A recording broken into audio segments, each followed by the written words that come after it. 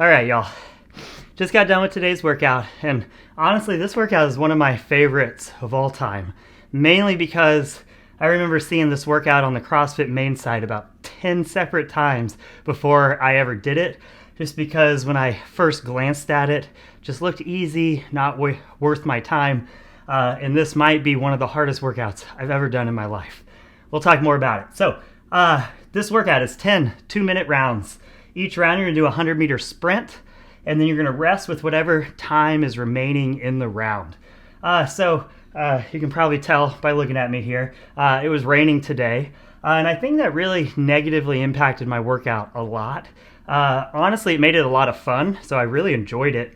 But where I've done this workout about maybe 5 times in the past, and every time it's been the hardest workout I've ever done, today it wasn't too bad. So I'll talk a little bit about this workout, what we need to do for it, and why I think it wasn't too bad for me today. So first of all, the key here is the sprint. You have to go 100% on the sprint. So I think I made a couple mistakes today. It was raining, so I was just a little uncomfortable out there. And so I think the difference of 95% effort and 100% effort visually and as far as your time goes, isn't that much, but effort-wise, it's exponential. It is absolutely huge. It's just like when we're on the rower, rowing for meters, it's linear, and calories is exponential. So we can kind of think of this like a calorie workout where that effort is exponential. So because of the rain, my footing, I wasn't completely confident in it. I was running in a street, so I was always a little worried and looking out for cars backing out and stuff like that. None of it ever happened, but I think I was just a little unsure, so I had a really hard time going from that 95% to 100.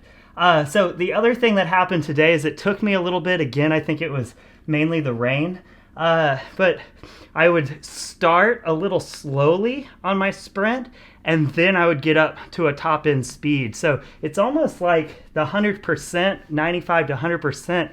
I don't think I was having that big of an issue getting up to a top speed. I think the big difference was how hard I tried to get up to that top speed as fast as I can.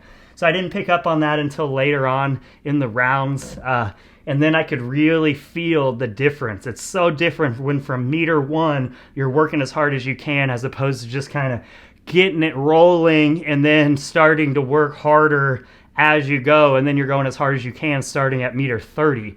A 70-meter sprint is very different than a 100-meter sprint. So I think just those extra seconds and coming out the gate hard is what we got to do here.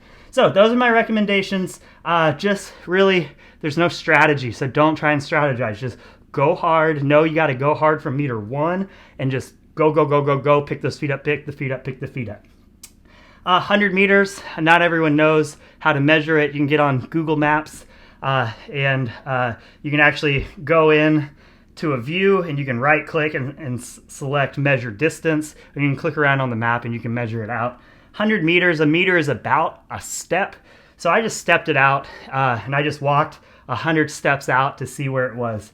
Another thing I think might have impacted the workout, and I think this was in a good way, is usually what I do is I run one direction, rest, run the other direction, rest, run the other direction, and so on, which, makes a lot of sense. But what I did today, since I was filming it, so I ran one direction, and then I also didn't want to be running towards an intersection, so I wanted to start every run of that backside.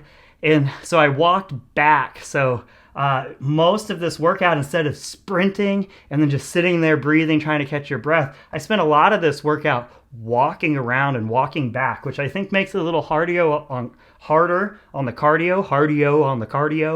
It makes it a little harder on the cardio, but I think what that did is the muscle contractions, the real easy muscle contractions, helped flush and create blood flow through my body. So usually in this workout where my legs really tighten up, I really think the walking back made an incredible difference in how well and fresh my legs stayed the whole time. So again, I'm not positive because that might have been and probably had something to do with the 95% over the 100%, but it's something to think about. Last thing I'll say before I'll cut you guys loose here is whenever we sprint, especially if we haven't sprinted in a long time, you really have to pay attention to your body.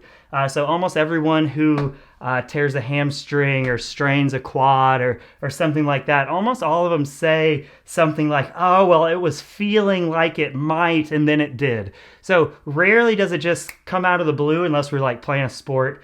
So if we're just doing it ourselves, just going, if you start to feel those legs tighten up and you're kind of doing those moves where you're like really trying to stretch the legs out, be really, really careful. Your body might be trying to tell you something, and it might be a good day just to move on to something slower, get cardio in, and yada, yada. But if you're feeling good, let's go 100% from meter 1, and let's really, really attack this one. All right, it's fun. Have fun out there. See y'all soon.